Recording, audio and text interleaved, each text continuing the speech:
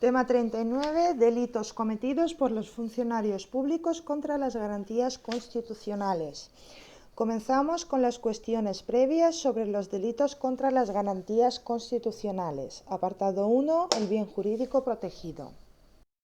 En este capítulo del Código Penal se contemplan los delitos cometidos por los funcionarios públicos contra los derechos fundamentales constitucionalmente reconocidos con la pretensión de garantizar el efectivo ejercicio ciudadano de estos derechos frente a la actuación abusiva o arbitraria del poder estatal, al tratarse de autoridades o funcionarios públicos que actúan en representación del poder del Estado y se exceden en el ejercicio de esas facultades que se les ha concedido.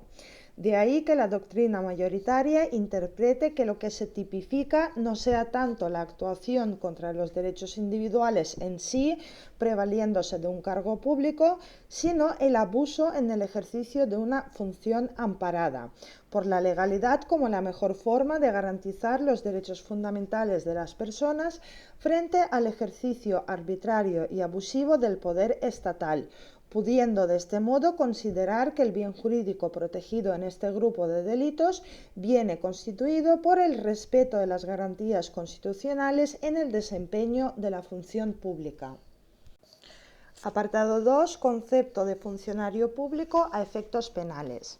La condición de autoridad o funcionario público presenta problemas singulares y específicos en el derecho penal, ya que esta cualidad va a condicionar la tipicidad de la conducta, las reglas de autoría y participación ante la intervención de un extraneus o incluso la imposición de una doble sanción administrativa y penal.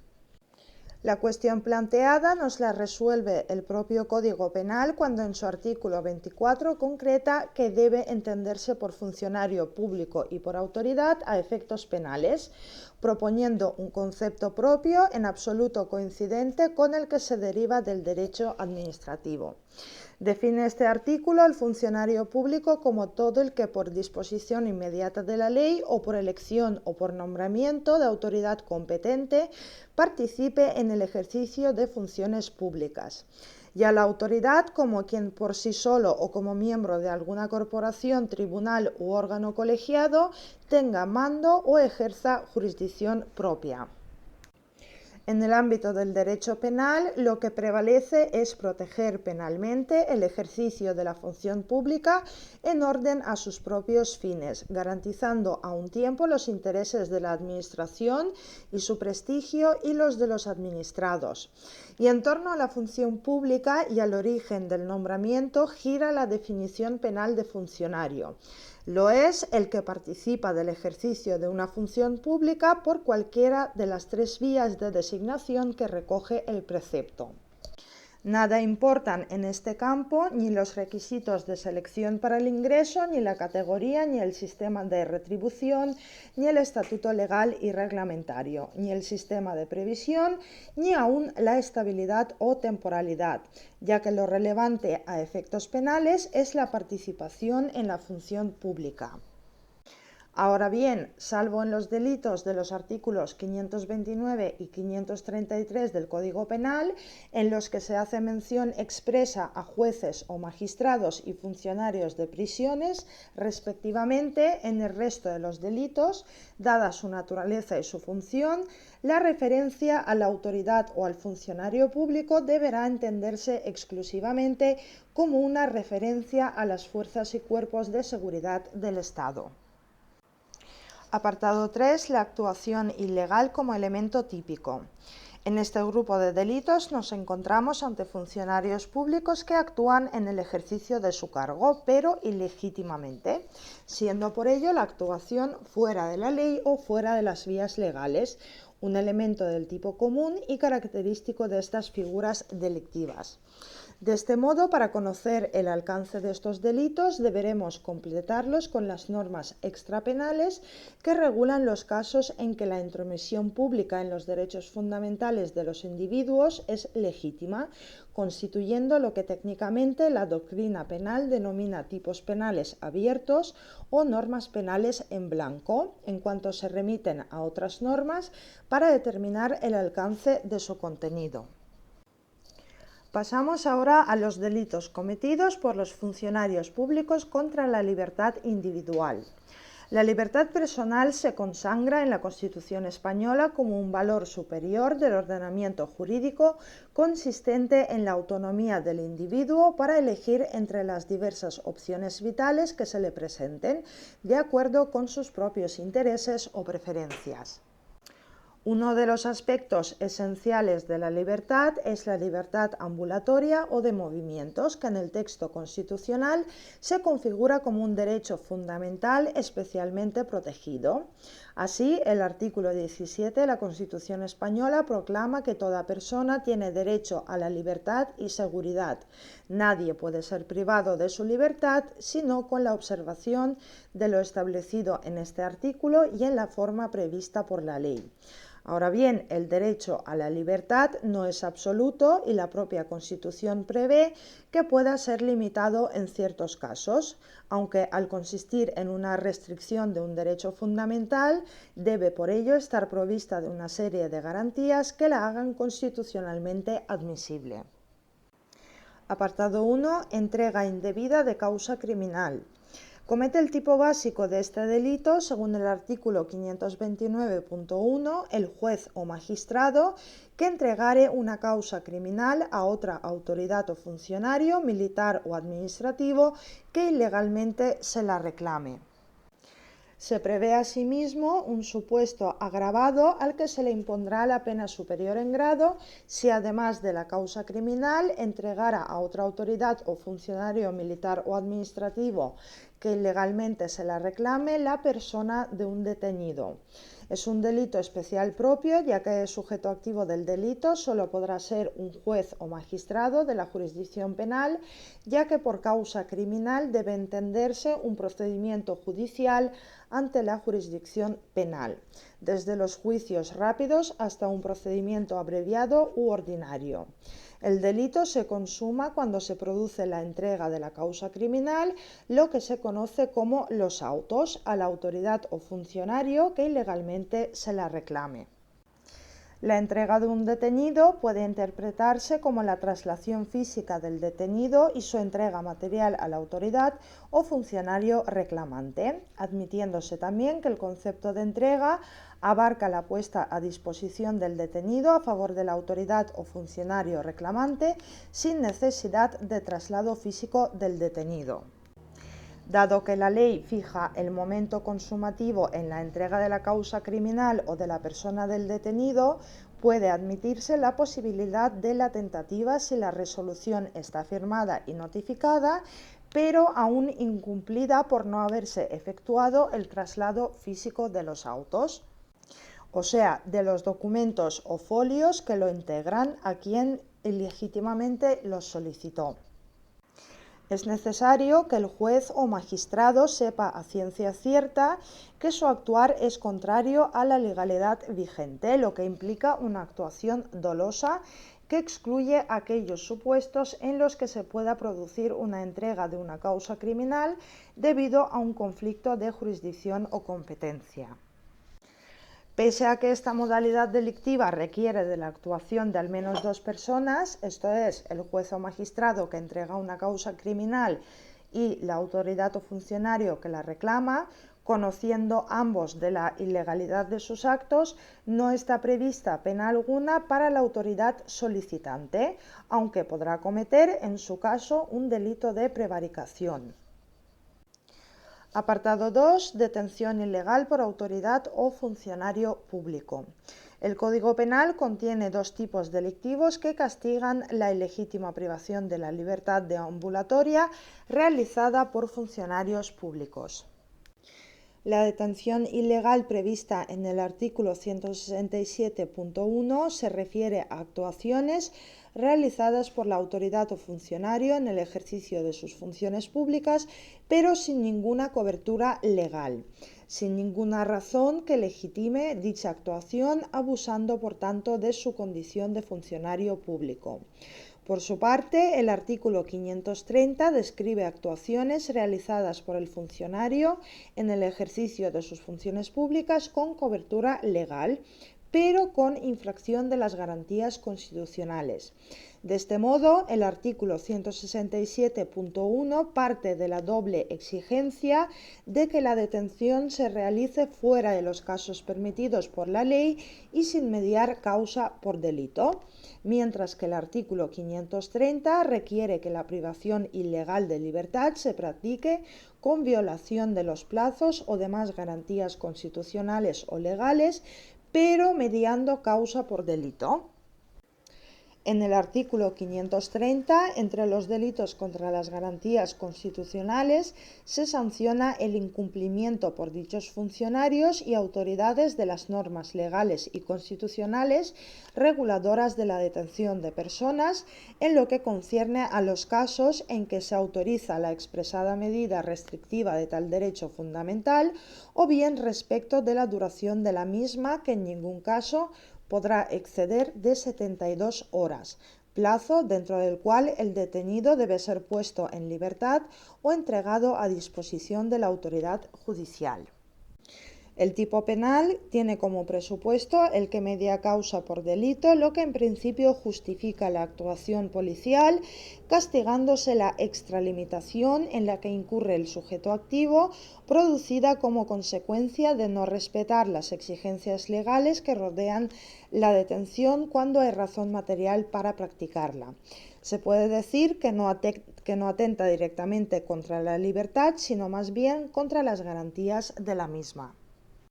En el artículo 167.1 se parte de una situación distinta, esto es, que el funcionario o la autoridad se prevalen de su carácter público para practicar una detención de todo punto injustificada. La detención surge ya viciada de ilegalidad por falta de causa legítima que la justifique. Por lo demás, debe destacarse que la detención ilegal del artículo 167.1 es un delito especial impropio al tratarse como una forma agravada de los correspondientes delitos comunes, mientras que la detención ilegal del artículo 530 es un delito especial propio que no puede ser cometido por particulares, así como las notables diferencias penológicas que se establecen entre los dos artículos, de modo que la pena prevista en el artículo 167.1 es, en la mayoría de los casos, de prisión e inhabilitación absoluta de 8 a 12 años, mientras que en el artículo 530 únicamente se prevé la pena de inhabilitación especial de 4 a 8 años. El artículo 167.1 debe aplicarse para aquellos supuestos de detenciones ilegales cometidas por funcionarios públicos que respondan a la pura arbitrariedad o abuso de poder. La detención es de todo punto ilegal por falta de causa legítima que la justifique. Por su parte, el artículo 530 debe reservarse a todos aquellos supuestos de detenciones policiales practicadas a partir de la comisión de una infracción penal que, sin embargo, no resulten procedentes o presenten alguna irregularidad legal. La detención está justificada, pero deviene ilegal por infringir las garantías legales que rodean dicha detención. El artículo 530 castiga con la pena de inhabilitación especial para empleo o cargo público por tiempo de 4 a 8 años a la autoridad o funcionario público que, mediando causa por delito, acordare, practicare o prolongare cualquier privación de libertad de un detenido, preso o sentenciado con violación de los plazos o demás garantías constitucionales o legales. Los elementos de la privación de libertad del artículo 530 son tres: 1. Que medie causa por delito; 2. Que se acuerde, practique o prolongue la privación de libertad de un detenido, preso o sentenciado; y 3. Con violación de los plazos o garantías constitucionales o legales. Veamos en qué consiste cada elemento. El primero es que medie causa por delito. La doctrina y la jurisprudencia no siempre han coincidido en la interpretación de lo que debe entenderse por causa por delito. Para un sector de la doctrina, la exigencia de causa por delito implica que debe existir un procedimiento judicial en curso, no bastando con unas diligencias de investigación policial, mientras que siguiendo la opinión de otro sector doctrinal, una interpretación correcta del artículo 492 LECRIM permite deducir que no es necesario que se haya incoado un procedimiento judicial para afirmar que media causa por delito, siendo suficiente con que haya indicios racionales de criminalidad. También ha suscitado controversias e interpretaciones discordantes si el término delito debe interpretarse en sentido amplio o en sentido estricto. En contra de lo que opina un sector de la doctrina, se debe interpretar el término delito en sentido amplio como una infracción penal, ante la convicción que la detención motivada por la comisión de una infracción penal se aleja considerablemente de las actuaciones totalmente arbitrarias de puro abuso de poder propias del artículo 167.1. Por tanto, la controvertida expresión mediando causa por delito debe entenderse de un modo amplio como opuesta a detención arbitraria y, más concretamente, como equivalente a detención motivada por la comisión de una infracción penal, aludiendo a aquellas situaciones en que el funcionario actúa al servicio del interés público en el curso de una investigación penal. El segundo elemento es que se acuerde, practique o prolongue la privación de libertad de un detenido, preso o sentenciado.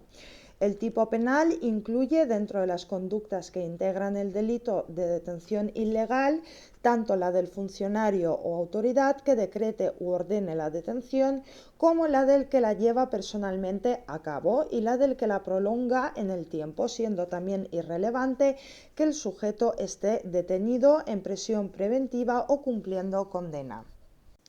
En todos los casos se cometerá el delito cuando la privación de libertad se produzca mediando causa por delito y concurra además el siguiente requisito, que es el tercer elemento y consiste en la violación de los plazos o garantías constitucionales o legales. La redacción de este precepto, mediante la técnica de las leyes penales en blanco, nos obliga a acudir a la normativa extrapenal para conocer los plazos legales de las distintas modalidades de privación de libertad recogidas en nuestro ordenamiento jurídico, ya que el delito se comete cuando, mediante causa por delito y habiéndose realizado una detención justificada, se prolonga indebidamente su duración o se viola cualquier otra garantía constitucional o legal de la persona detenida. El sujeto pasivo del delito ha de ser un detenido, preso o sentenciado, cuyos respectivos plazos máximos de privación de libertad vendrán determinados en función del supuesto de privación de libertad en el que se encuentre. La detención preventiva no podrá durar más del tiempo estrictamente necesario para la realización de las averiguaciones tendentes al esclarecimiento de los hechos y, en todo caso, en el plazo máximo de 72 horas, el detenido deberá ser puesto en libertad o a disposición de la autoridad judicial. Por su parte, el plazo máximo de duración de la prisión provisional, que dependerá de la gravedad de la pena que le corresponde al delito cometido, viene fijado por el artículo 504 LECRIM en 4 años. Y por último, en los casos de cumplimiento de una pena privativa de libertad, los plazos se violarán cuando se supere el tiempo fijado en la condena para la ejecución de la pena. Actúa dolosamente la autoridad o el funcionario que detiene o decreta la privación de libertad de otra persona, sabiendo que no se ajusta a la legalidad vigente o sabiendo que no respeta alguno de los derechos y garantías que le corresponden por imperio de la ley a toda persona detenida o presa. Por tanto, el dolo consiste en el conocimiento que la autoridad o funcionario público tiene sobre la prolongación injustificada de la detención o sobre la vulneración de las garantías legales del detenido.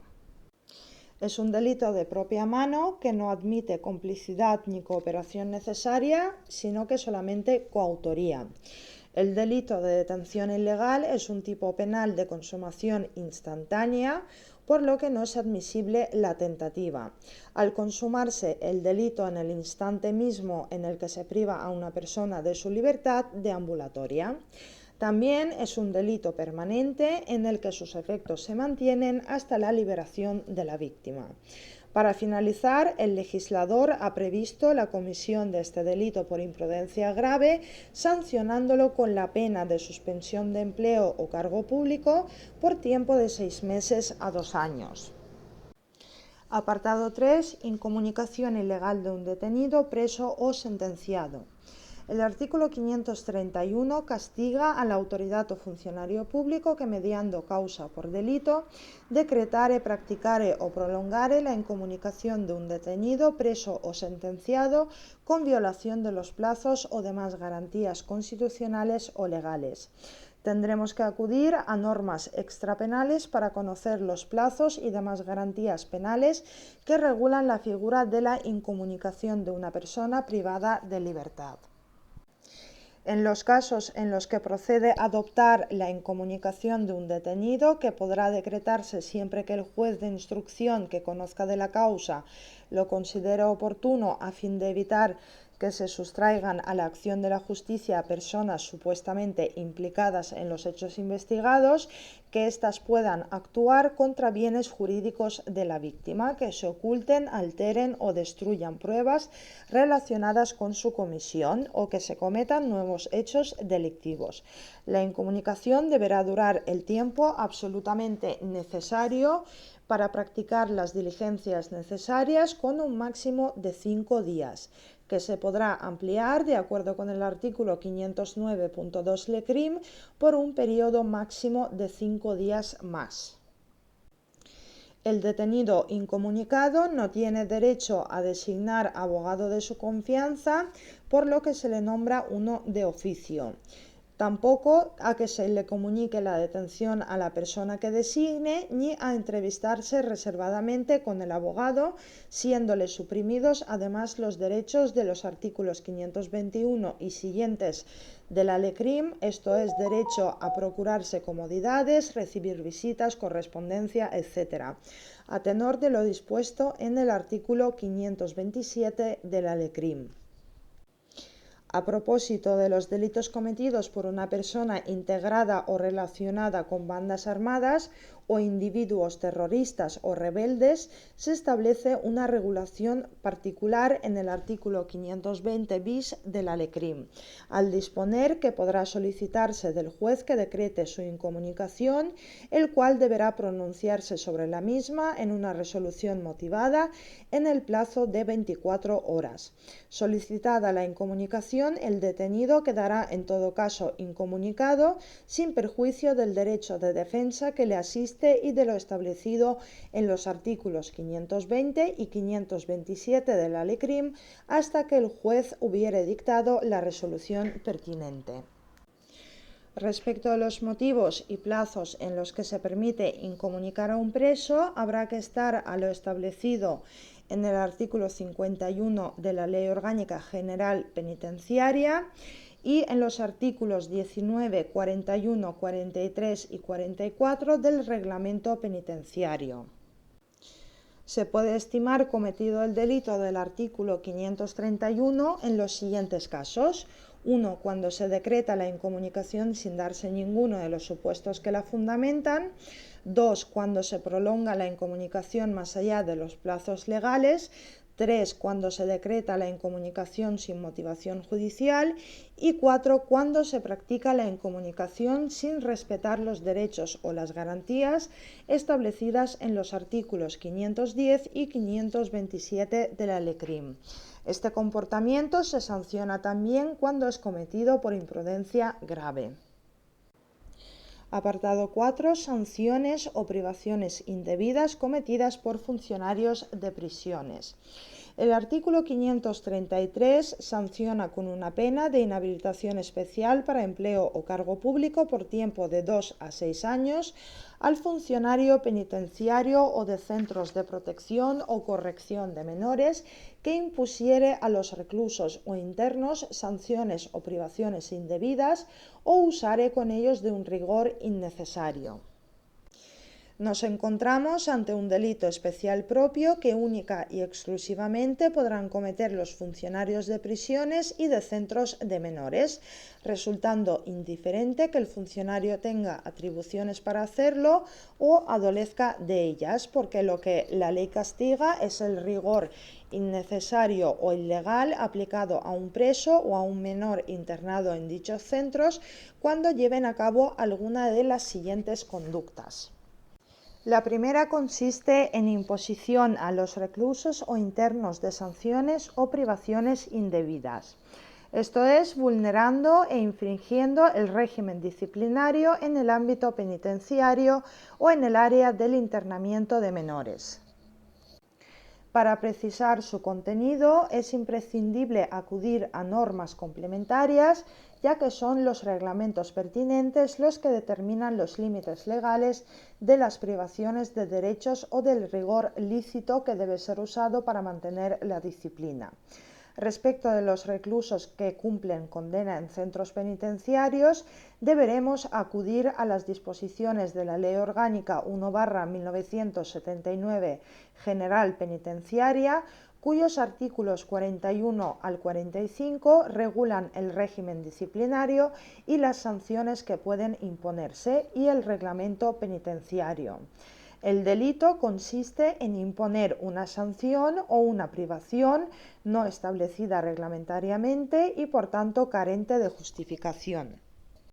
La segunda conducta consiste en la utilización de un rigor innecesario. En el ejercicio de las funciones de vigilancia, mantenimiento del orden y seguridad, los funcionarios de prisiones y de centros de internamiento de menores podrán recurrir a la utilización de medios de contención siempre y cuando su uso se limite a los casos más graves, como son los actos de violencia, intentos de fuga, resistencia activa, etc., y sea proporcional al fin pretendido, que no supongan una sanción encubierta y que solo se apliquen cuando no exista otra manera menos gravosa para conseguir la finalidad perseguida y por el tiempo estrictamente necesario. El empleo de un rigor innecesario con los internos supone usar una severidad superior a la que es necesaria para mantener el orden o la convivencia dentro del centro de internamiento, en todo aquello que no tenga que ver con el ámbito disciplinario, implicando generalmente actos de violencia gratuita o restricciones arbitrarias de los derechos de los internos. En el ámbito subjetivo nos encontramos ante un delito doloso que no se puede cometer por imprudencia al no estar expresamente contemplada en el Código Penal, que exige que el funcionario sea consciente de que la sanción, la privación o el rigor son indebidas, innecesarias, desproporcionadas o excesivas en relación con la conducta o el comportamiento de los internos, que por su normalidad no las hacía precisas. Continuamos el tema con los delitos cometidos por los funcionarios públicos contra la inviolabilidad domiciliaria y demás garantías de la intimidad. Apartado 1. Delitos contra la inviolabilidad del domicilio. La Constitución española regula la inviolabilidad del domicilio como un auténtico derecho fundamental de las personas, establecido para garantizar el ámbito de privacidad de éstas dentro del espacio que la propia persona elige y que tiene que caracterizarse precisamente por quedar exento o inmune de las invasiones o agresiones exteriores de otras personas o de la autoridad pública. El domicilio inviolable es un espacio en el que el individuo vive sin estar sujeto necesariamente a los usos y convenciones sociales y ejerce su libertad más íntima. Por ello, a través de este derecho, no solo es objeto de protección el espacio físico en sí mismo considerado, sino lo que en él hay de emanación de la persona y de esfera privada de ella. Esta protección, otorgada al ámbito de la intimidad o privacidad de las personas mediante el derecho a la inviolabilidad del domicilio, implica, entre otras relevantes cuestiones, que la entrada y registro en un domicilio, incluso cuando es practicada por la autoridad competente, al constituir en principio una grave restricción de uno de los derechos más elementales y trascendentes de la persona, deberá llevarse a cabo respetando escrupulosamente la ley, en cumplimiento del mandato constitucional recogido en el artículo 18.2, cuando dispone que el domicilio es inviolable, ninguna entrada o registro podrá hacerse en él sin consentimiento del titular o resolución judicial, salvo en los casos de flagrante delito. Se sancionan en particular los comportamientos de entrada ilegal, registro ilegal y vejación injusta con motivo de registro legal. Todos ellos son delitos dolosos. El artículo 198 castiga a la autoridad o funcionario público que descubriera y revelara secretos, fuera de los casos permitidos por la ley, sin mediar causa legal por delito y prevaliéndose de su cargo. Por su parte, el artículo 204 castiga a la autoridad o funcionario público que cometa un allanamiento de morada, fuera de los casos permitidos por la ley y sin mediar causa legal por delito. Tanto el delito de descubrimiento y revelación de secretos como el delito de allanamiento de morada son delitos comunes, por lo que el sujeto activo puede serlo cualquiera. Sin embargo, los artículos 198 y 204 recogen unas modalidades agravadas para aquellos casos en que las conductas típicas se realicen por un funcionario público que actúa al margen de su función pública, fuera de los casos permitidos por la ley. Estos son delitos especiales impropios. Los delitos comprendidos en los artículos 534 al 536 castigan a la autoridad o funcionario público que, mediando causa por delito, lesionan los derechos fundamentales a la intimidad y a la inviolabilidad domiciliaria de los sospechosos investigados. Se trata de unos tipos penales privilegiados en relación con los genéricos de los artículos 198 y 204 del mismo texto legal, ya que no contemplan ninguna pena privativa de libertad para los condenados. Se aplicarían los delitos de los artículos 198 y 204 cuando los agentes actúan prevaliéndose de sus cargos de una manera arbitraria y sin poder anudar esa actividad a ninguna de las principales funciones que tienen asignadas estatutariamente: detener al presunto infractor y acaparar el mayor número posible de futuras pruebas para el esclarecimiento definitivo del suceso, mientras que serían de aplicación los artículos 534 al 536 del Código Penal cuando los agentes actúen mediando causa por delito, lo que otorga una inicial legalidad a su actuación, pero sin respetar las garantías constitucionales o legales. El artículo 534.1 castiga a la autoridad o funcionario público que, mediando causa por delito y sin respetar las garantías constitucionales o legales, 1. Entre en un domicilio sin el consentimiento del morador y 2. Registre los papeles o documentos de una persona o los efectos que se hallen en su domicilio, a no ser que el dueño haya prestado libremente su consentimiento. El delito requiere, por tanto, para su comisión que se den los siguientes requisitos: la entrada o registro de la autoridad o funcionario público en un domicilio sin el consentimiento del morador, mediando causa por delito y sin respetar las garantías constitucionales o legales. Veamos con más detenimiento los elementos de la entrada y registro ilegal. Primero, nos encontramos ante un delito especial propio, ya que sujetos activos del delito solo podrán serlo aquellas personas que tengan la condición de autoridad o funcionario público. Segundo, la presencia de la expresión típica mediando causa por delito convierte a este precepto en una norma penal en blanco, por lo que será necesario abordar el estudio de las normas extrapenales que integran el tipo penal, concretamente en lo atinente a la labor investigadora de la Policía Judicial sin conocimiento del juez instructor. Entendemos que el elemento típico, mediando causa por delito, debe ser interpretado en sentido amplio, comprendiendo aquellos supuestos en los que los funcionarios actúan motivados por el esclarecimiento del delito en el transcurso de una investigación en sede policial, aunque todavía no se haya incoado el correspondiente procedimiento penal. Tercero, sin respetar las garantías constitucionales o legales, las notas esenciales de toda diligencia de entrada y registro respetando la legalidad vigente son las siguientes. A. La exclusividad jurisdiccional. Solo es competente para dictar tal resolución el juez de instrucción sin perjuicio de que en determinados casos, como es el caso de delito flagrante, puedan los agentes de las fuerzas y cuerpos de seguridad del Estado practicarla sin la citada autorización. B. La resolución ha de adoptar la forma de un auto, el cual deberá estar siempre fundado. C. Notificación al interesado. Es indispensable la notificación a la persona interesada inmediatamente o lo más tarde dentro de las 24 horas siguientes. D. Presencia del interesado. El artículo 569 de la LECRIM obliga a estar presente al interesado o a la persona que legítimamente le represente. Y por último, la E. Levantamiento del acta.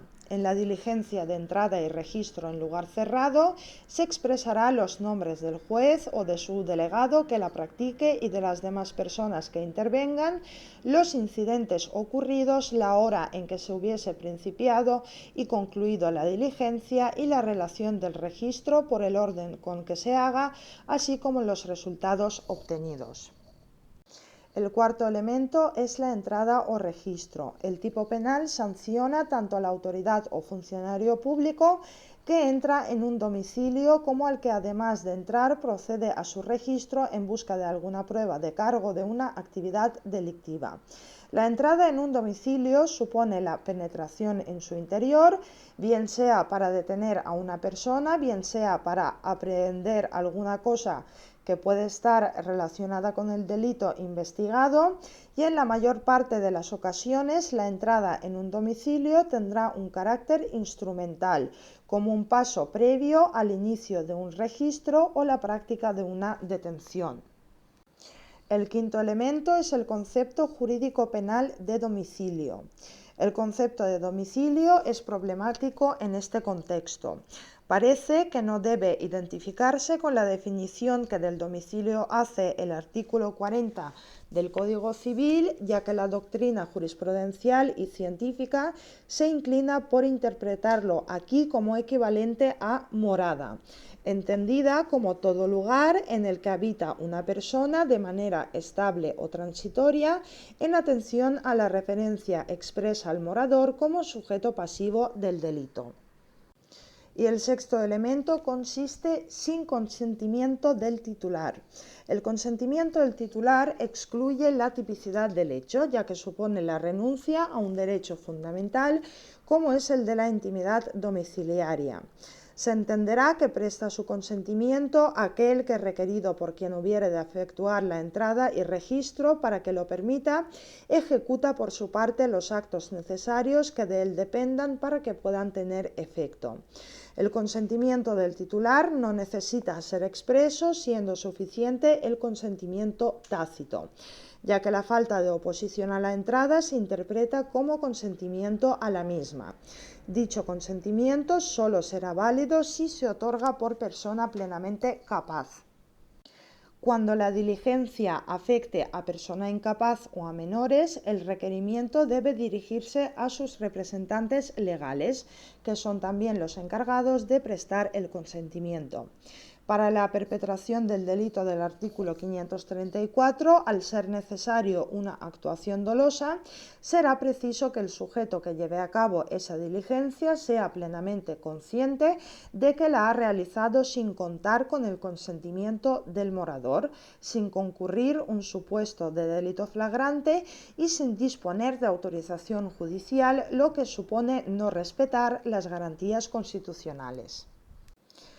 En cuanto al supuesto agravado de registro, la entrada y registro ilegal se agrava según el artículo 534 en los casos que la autoridad o funcionario público que ha realizado el registro no devolviera al dueño inmediatamente después del registro los papeles, documentos y efectos registrados.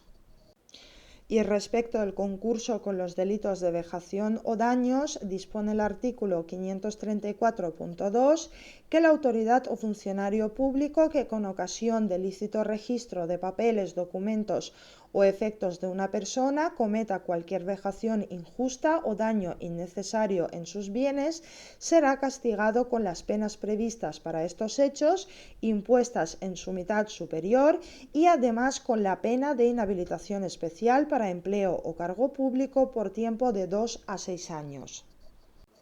Se sanciona de este modo la conducta policial en la que, pese a realizar un registro ajustado al ordenamiento jurídico lícito, no se respete la dignidad del morador tanto en su persona como en sus bienes. Por vejación injusta debe entenderse cualquier maltrato de obra o de palabra sobre la persona a la que se está registrando.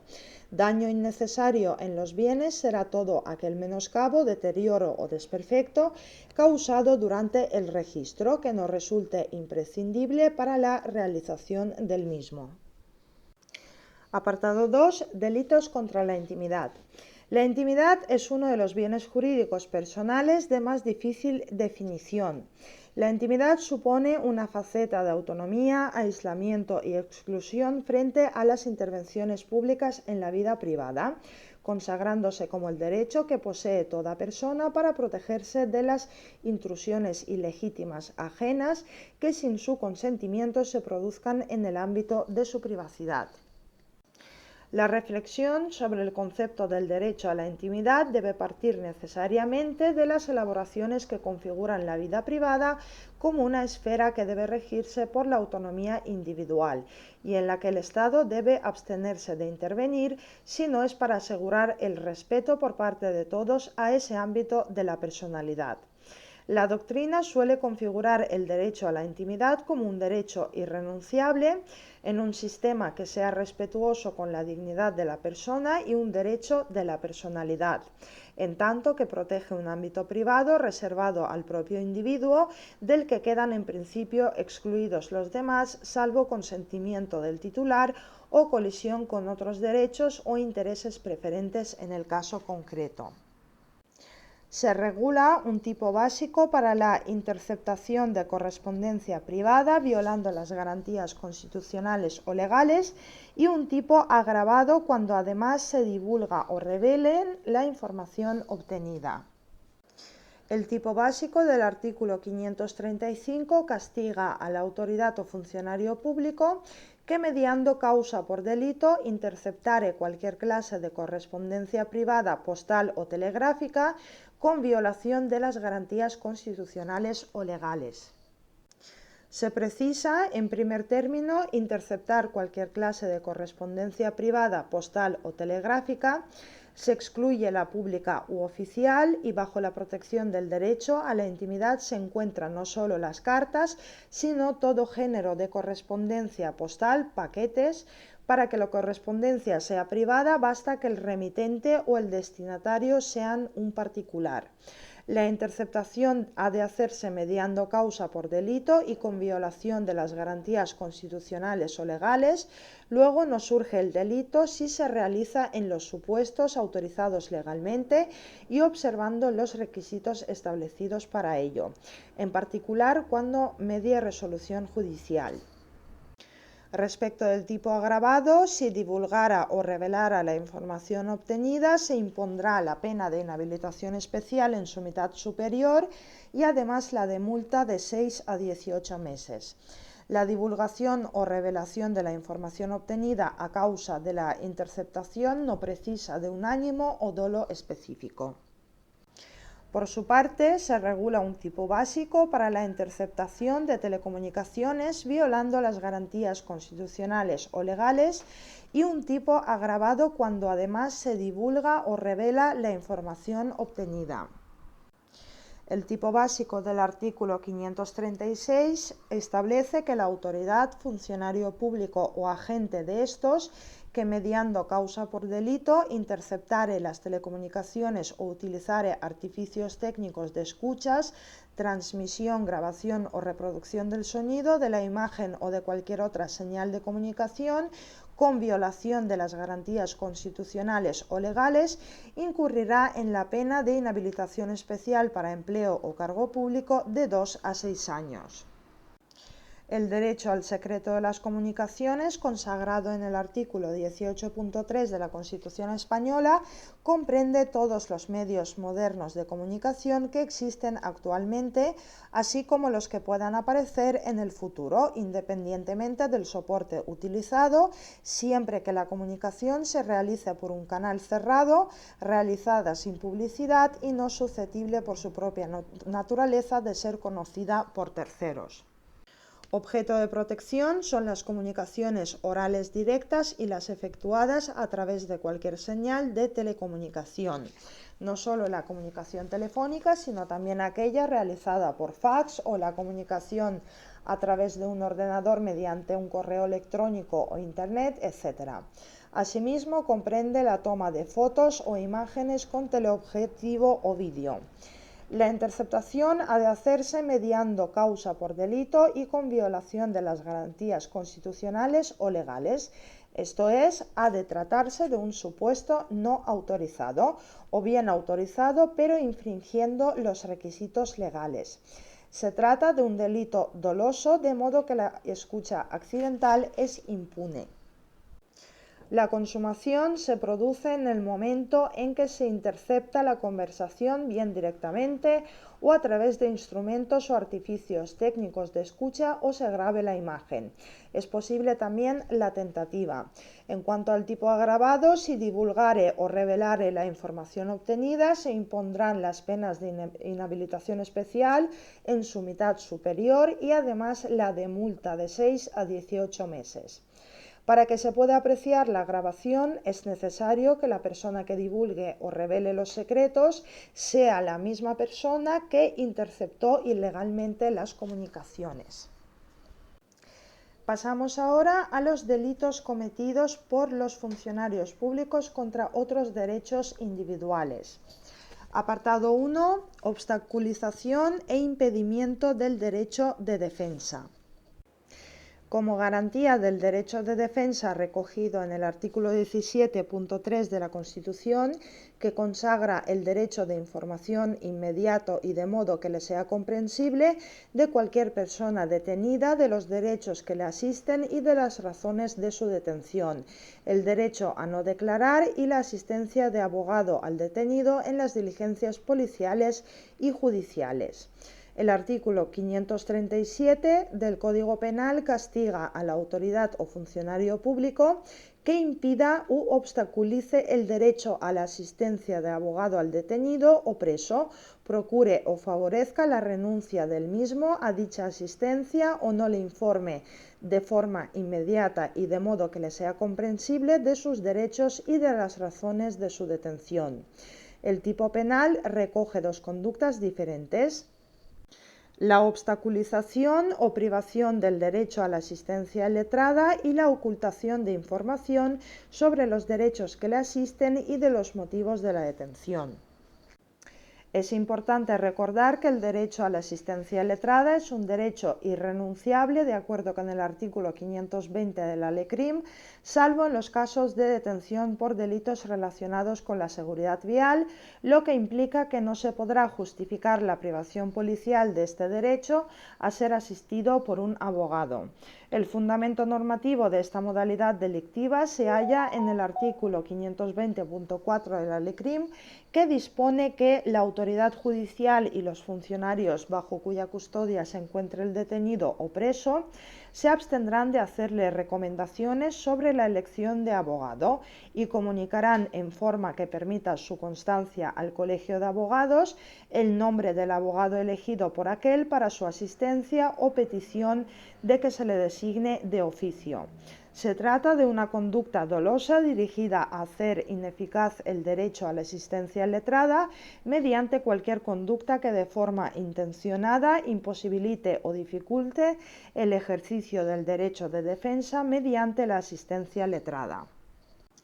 Para conocer el contenido de los derechos que asisten a todo detenido o preso, deberemos acudir nuevamente a la LECRIM, que regula el deber de información en su artículo 520.2, al señalar que toda persona detenida o presa será informada de modo que le sea comprensible y de forma inmediata de los hechos que se le imputan y las razones motivadoras de su privación de libertad, así como de los derechos que le asisten.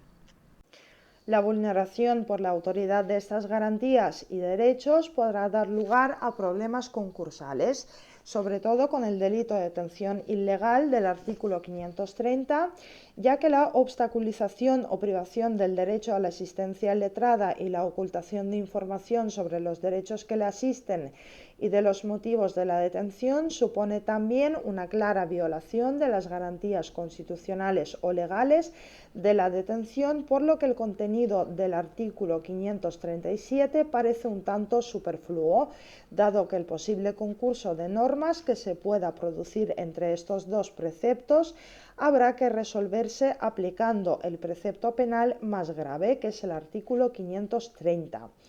Son delitos de consumación anticipada, siendo irrelevante el resultado, por lo cual rechazan la tentativa y, al ser de propia mano, también la complicidad. Basta el dolo genérico. Apartado 2. Delitos contra la libertad de expresión. El artículo 538 dispone que la autoridad o funcionario público que establezca la censura previa o fuera de los casos permitidos por la Constitución y las leyes recoja ediciones de libros o periódicos o suspenda su publicación o la difusión de cualquier emisión radio o televisiva incurrirá en la pena de inhabilitación absoluta de 6 a 10 años. El derecho a la libertad de expresión, consagrado en el artículo 20 de la Constitución española como el derecho a expresar y difundir libremente los pensamientos, ideas y opiniones mediante la palabra, el escrito o cualquier otro medio de reproducción, es un derecho cuyo ejercicio no puede restringirse mediante ningún tipo de censura previa, ya que solo podrá acordarse el secuestro de publicaciones, grabaciones y otros medios de información en virtud de resolución judicial y cuyo único límite viene fijado en el respeto a los derechos fundamentales y libertades públicos reconocidos en el texto constitucional, en los preceptos de las leyes que los desarrollen y especialmente en el derecho al honor, a la intimidad, a la propia imagen y a la protección de la juventud y de la infancia. Nos encontramos ante un tipo mixto alternativo que comprende tres diferentes modalidades de comportamiento. En primer término, la censura previa, en segundo lugar, la recogida de ediciones de libros o periódicos y finalmente la suspensión de su publicación o la difusión de cualquier emisión radiotelevisiva. La censura previa comprende cualquier medida limitativa de la difusión de una obra consistente en el sometimiento a un examen previo por un poder público del contenido de la misma, con la finalidad de enjuiciar la obra en cuestión con arreglo a unos valores restrictivos de la libertad y determinar así la conveniencia o inconveniencia de su publicación y difusión. La recogida de ediciones de libros o periódicos supone la retirada del mercado de publicaciones impresas, con la intención de censurar las opiniones o informaciones vertidas en ellas. La suspensión de su publicación o la difusión de cualquier emisión radiotelevisiva es una cláusula de cierre redactada de un modo amplio y genérico para que de este modo se pueda perseguir cualquier actividad dirigida a impedir que el público acceda a los contenidos de obras impresas y de programas de radio y televisión. Los comportamientos anteriores entran dentro de la órbita del derecho penal siempre que se realicen fuera de los casos permitidos por la Constitución y las leyes. De acuerdo con el artículo 20.5 de la Constitución, el secuestro de publicaciones, grabaciones y otros medios de información solo es posible en virtud de una resolución judicial. Apartado 3. Delitos contra la libertad de asociación. La protección penal del derecho de asociación, consagrado como una libertad de titularidad individual pero de ejercicio colectivo en el artículo 22 de la Constitución española, aparece recogida en el artículo 539 del Código Penal, que castiga a la autoridad o funcionario público que disuelva o suspenda en sus actividades a una asociación legalmente constituida sin previa resolución judicial o sin causa legítima le impida la celebración de sus sesiones. El derecho de asociación es un derecho personal que, del mismo modo que el derecho de reunión, también se ejerce con otras personas, pero mientras que el derecho de reunión es un derecho meramente temporal, el derecho de asociación se caracteriza por tener un sentido de permanencia en el tiempo. La conducta típica puede revestir dos modalidades. En primer término, la disolución o suspensión de sus actividades a una asociación legalmente constituida sin previa resolución judicial motivada, y la segunda forma de comisión del delito consiste en impedir la celebración de las sesiones de la asociación sin causa legítima. La Ley Orgánica 1/2002, reguladora del derecho de asociación, establece que las asociaciones solo podrán ser suspendidas en sus actividades o disueltas por resolución motivada de la autoridad judicial competente en los siguientes casos: a. Cuando tengan la condición de asociación ilícita de acuerdo con las leyes penales, y b. Por las causas previstas en leyes especiales o en esta ley, o cuando se declare nula o disuelta por aplicación de la legislación civil, siendo tutelado el derecho de asociación por los procedimientos especiales para la protección de los derechos fundamentales de la persona, correspondientes en cada orden jurisdiccional y, en su caso, por el procedimiento de amparo ante el Tribunal Constitucional. Son conductas activas y de resultado que admiten la tentativa, pero de propia mano, por lo que se excluye la complicidad. El tipo no exige dolo específico y los medios comisivos pueden ser todos los que sirvan a la consecución del resultado delictivo, incluyendo la fuerza y la violencia o intimidación que producirían un concurso ideal de delitos. Apartado 4. Delitos contra la libertad de reunión. Como forma de garantizar el efectivo cumplimiento del reconocimiento constitucional al derecho de reunión, el artículo 540 establece que la autoridad o funcionario público que prohíba una reunión pacífica o la disuelva fuera de los casos expresamente permitidos por las leyes será castigado con la pena de inhabilitación especial para empleo o cargo público de 4 a 8 años y multa de 6 a 9 meses. La conducta típica consiste en prohibir o disolver una reunión pacífica, surgiendo el delito siempre que tal prohibición o disolución se efectúe fuera de los casos expresamente permitidos en las leyes. La Ley Orgánica 9/1983, reguladora del derecho de reunión, entiende por reunión la concurrencia concertada y temporal de más de 20 personas con finalidad determinada, y por manifestación una reunión de personas en lugares de tránsito público y que se desplazan de un sitio hacia otro, y regula los supuestos en los que la autoridad gubernativa podrá suspender y, en su caso, disolver las reuniones y manifestaciones, ya que el derecho de reunión no es un derecho absoluto o ilimitado. cuando se consideren ilícitas de conformidad con las leyes penales, cuando se produzcan alteraciones del orden público con peligro para personas o bienes, o cuando se hiciere uso de uniformes paramilitares para los asistentes. Fuera de los casos recogidos en la Ley Orgánica 9/1983, toda prohibición o disolución de una reunión pacífica ordenada por la autoridad o funcionario público competente tendrá la consideración de ilegítima a efectos de integrar el tipo penal del artículo 540 del Código Penal. Apartado 5. Expropiación ilegal. El artículo 541 sanciona a la autoridad o funcionario público que expropie a una persona de sus bienes fuera de los casos permitidos y sin cumplir los requisitos legales. Encontramos una figura dirigida a la tutela del derecho de propiedad privada frente al intervencionismo estatal. De acuerdo con el artículo 149 de la Constitución española, es competencia exclusiva del Estado la legislación sobre expropiación forzosa, teniendo además en cuenta que los artículos 33 y 53 de la misma vienen a exigir para esta materia norma con rango de ley. La expropiación forzosa viene regulada por una de las normas en vigor más antiguas de nuestro país, que es la Ley de 1954 de expropiación forzosa.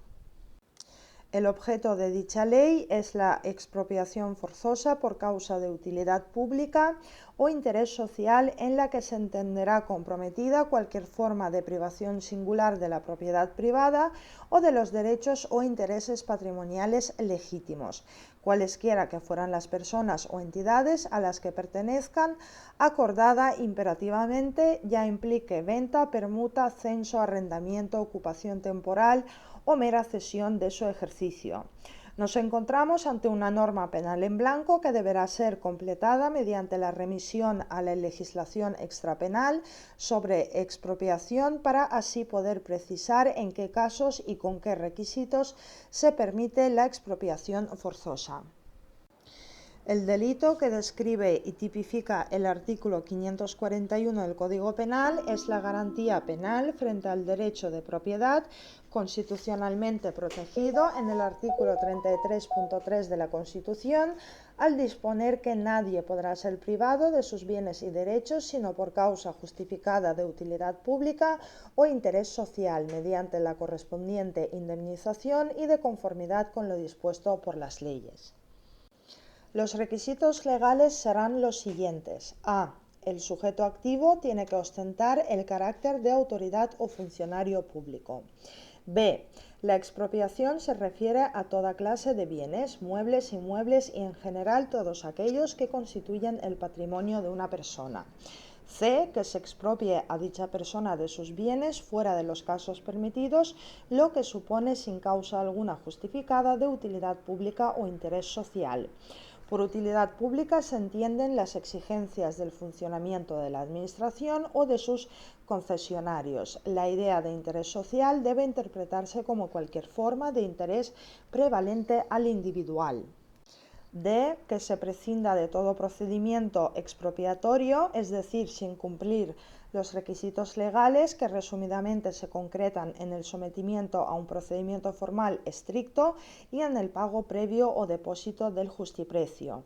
Y por último la E, que el sujeto activo actúe con dolo, que se traducirá en ánimo confiscatorio, no admitiéndose la modalidad culposa o imprudente, siendo prácticamente de nula incidencia la teoría del error, dada la condición de autoridad o funcionario público en el autor del delito y el sentido de protección constitucional que impregna el contenido de la norma penal.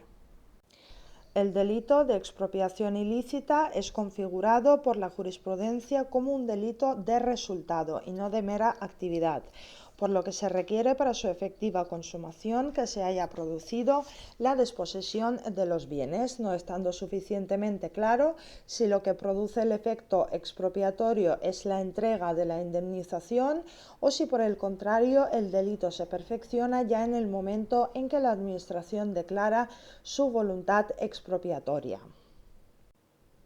Apartado 6. Delitos contra el libre ejercicio de los derechos cívicos.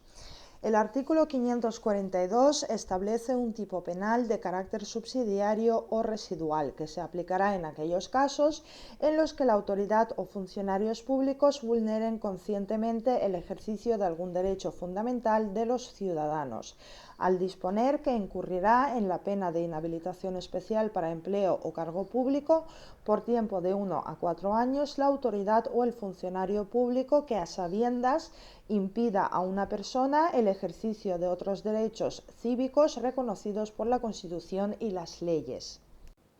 Tal precepto constituye una norma penal en blanco cuya norma complementaria es la Constitución, que es donde se proclaman los derechos fundamentales de las personas. El delito gira en torno al concepto de derecho cívico de problemática definición, lo que conlleva una notable inseguridad jurídica. La doctrina y jurisprudencia vienen a coincidir en calificar como derechos cívicos a aquellos derechos constitucionales que permiten participar al ciudadano en la vida pública no protegidos expresamente en otras normas penales, siempre que sean ejercitados ante poderes públicos y estos tengan la obligación de no impedirlos.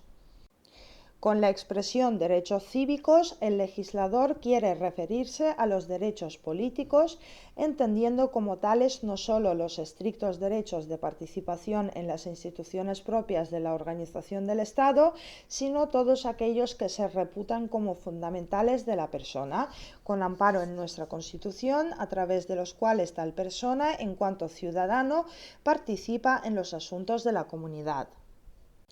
El sujeto activo del delito ha de ser necesariamente una autoridad o funcionario público en el ejercicio de las funciones propias de su cargo. Nos encontramos ante un delito especial propio al exigirse unas determinadas cualidades en el sujeto activo. No basta con la condición in genere de funcionario público, sino que el mismo ha de participar en el ejercicio de las funciones relacionadas con los derechos de los que se trata. La conducta típica ha de consistir en una acción de impedimento del ejercicio de un derecho en la que se integra simplemente la negativa. Es indiferente el medio con tal que se evidencie su idoneidad a tal fin, obstaculizando e impidiendo la pretendida actuación del derecho.